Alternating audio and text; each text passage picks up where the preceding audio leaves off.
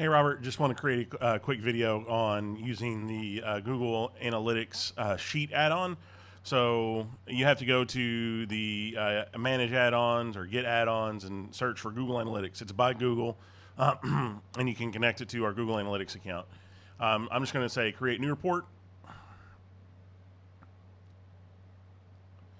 And then you get, you have all your selectors here. So we're going to say main view, and then we want to say, let's say, page views, and then dimensions, we say page by page. So we're just saying page views by page, and then create report. Oh, I have to name it. It's going to create an error. Report name, let's say page views last 30 days. All right. And then we're going to click back to add-ons, and then Google Analytics, and then run reports. And if everything's configured correctly, we should get a green check here as it pulls the data.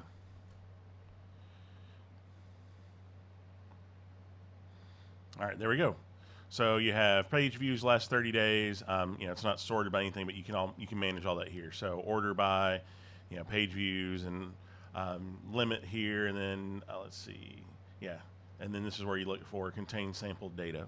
So if you just want to get a total or whatever you need on a daily basis, you can also configure that.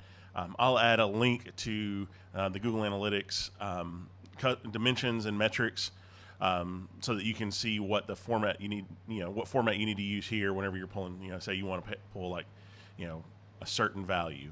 You can configure that here. You also can add filters. When you add filters, that's where you're going to start seeing some sample data because it's going through and, like saying, I only want to see pages that are this, and then it has to go out and run that report, and it comes back sampled usually. So, real quick, that's just kind of a basic rundown on how to get started. Hit me up if you have any questions. Thanks.